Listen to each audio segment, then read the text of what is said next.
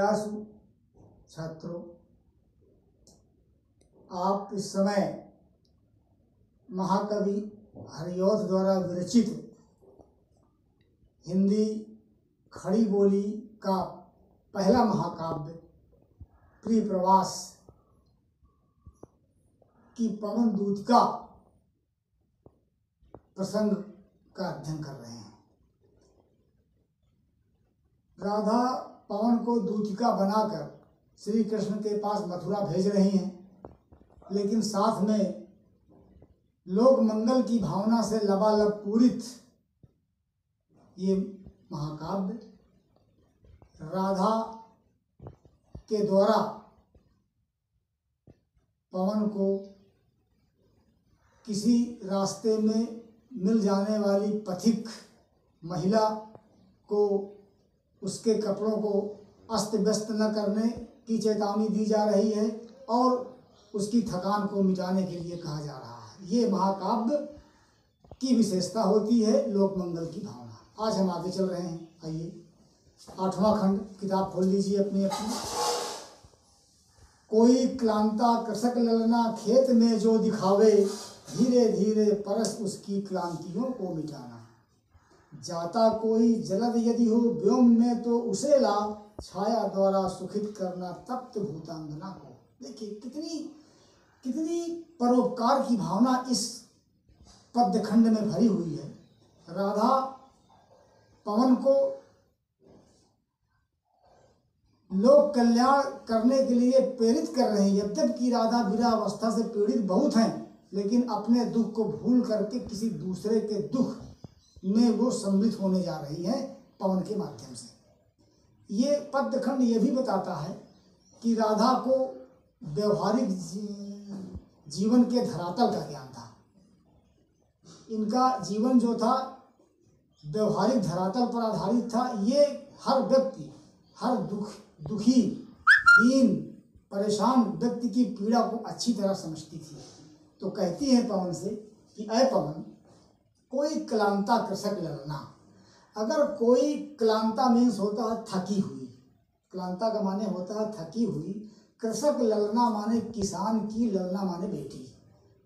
कोई थकी हुई किसान की बेटी खेत में जो दिखावे, तुझको खेत में दिखाई काम करते हुए दिखाई पड़ जाएगा। किसान की लड़की कहाँ रहेगी? खेत में रहेगी, खेत का काम करती रहेगी, खेत खलिहान में रहती ही है और काम करते करते थक भी जाती है।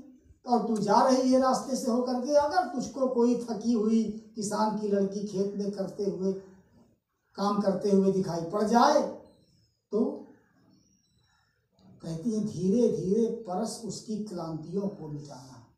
तो तू उसके पास चली जाना। जाने के बाद धीरे धीरे उसको स्पर्श करना। परस मीन्स स्पर्श करना। तू जाकर के उसके शरीर को धीरे धीरे से स्पर्श करना और उसकी क्लांतियों को मिटाना।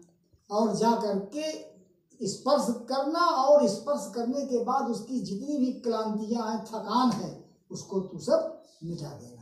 क्योंकि वो काम कर रही है, वो थकी हुई है और तू पवन है, सुपवन है। और जब तू उसके शरीर को स्पर्श करेगी तो निश्चित रूप से उसकी सारी की सारी थकान जो है वो दूर हो जाएगी। और कुछ करने के लिए भी शेष है, उसको भी कह रही हैं। क्योंकि खेत में कोई छाया होती नहीं है। किसान और किसान की बेटी खेत में धूप में काम करती हैं, धूप में रहना पड़ता है उनको, तो धूप भी उनके ऊपर लगती है।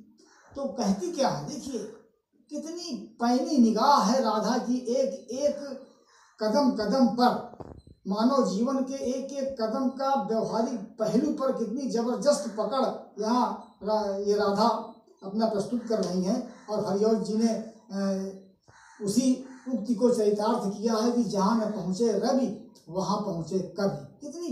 कितनी बारीक चीज को यहाँ पर लाकर रख दिया, राधा के मुँह से कहलवा दिया इन्होंने कि जाता कोई जलद यदि हो व्योम में तो। अगर तुझको व्योम में माने आकाश में कोई जलद माने बादल जाता हुआ दिखाई पड़ जाए, क्योंकि तू पवन है, तू भी जा रही है और आकाश में बादल रहा करते हैं। अगर शायद कोई बादल तुझको आकाश में जाता हुआ दिखाई पड़ जाए तो क्या करना? उसे ला, उसे तू खींच लाना। देखिए अब यहाँ पर एक बात आप और समझ लीजिए कि रघुवंश महाकाव्य में एक श्लोक आया है, महाकवि कालिदास द्वारा विरचित है महाकाव्य, कि मरुत सखस्य वो बलाहकस्या, मरुत का सखा बलाहक होते हैं, अर्थात पवन का मित्र बलाहक माने बादल होते हैं। अब इसको आप ये समझ लीजिए कि पवन जिधर बहती है उसी दिशा की ओर आकाश में बादल जाते हैं। पवन के विपरीत दिशा में आपको बादल जाते हुए कभी भी दिखाई नहीं पड़ेंगे। अगर आप अभी इसका अनुभव न किए हो तो कभी भी देख लीजिएगा आकाश के बादल उसी दिशा में जाएंगे जिस दिशा में वो हवा चल रही है। तो इसीलिए बादल को पवन का मित्र कहा गया है। पवन जिधर चाहती है उधर बादल को घसीट ले जाती है। तो इसीलिए राधा कह रही है पवन को कि अगर तुझको कोई जाता हुआ आकाश में बादल दिखाई पड़ जाए तो उसे ला, उसे खींच लाना। ये काम तेरे बस में है, तू इस काम को अच्छी तरह से कर सकती है। उस बादल को घसीट लाना। क्या करना? उसको छाया द्वारा सुखित करना, ला करके उस कृषक ललना के ऊपर उस बादल को आकाश में ठहरा देना। तब जब बादल ऊपर ठहर जाएगा तो जहाँ पर वो काम कर रही है खेत में, वहाँ पर छाया हो जाएगी, अर्थात बदली हो जाएगी। और जगह तो धूप रहेगी, लेकिन जितने में वो बादल आकाश में ऊपर रहेगा उतने में छाया हो जाएगी। जहाँ पर वो ललना काम कर रही है तो फिर सुखित करना, उसको सुख पहुँचा देना, ताकि धूप से वो बच जाएगी, उसके ऊपर छाया हो जाएगी, खेत में काम करती रहेगी, उसको ज़्यादा परेशानी या कष्ट नहीं होगा।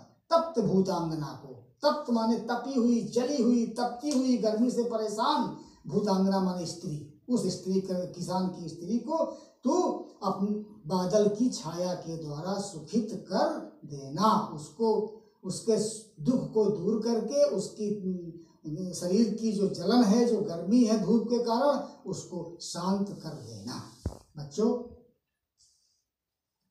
ये प्रिय प्रवास महाकाव्य में मैंने आपको बताया था कि इसमें ये क्या कहते हैं, पवन दूत का पूरे के पूरे खंड में मानवीकरण अलंकार का प्रयोग किया गया है।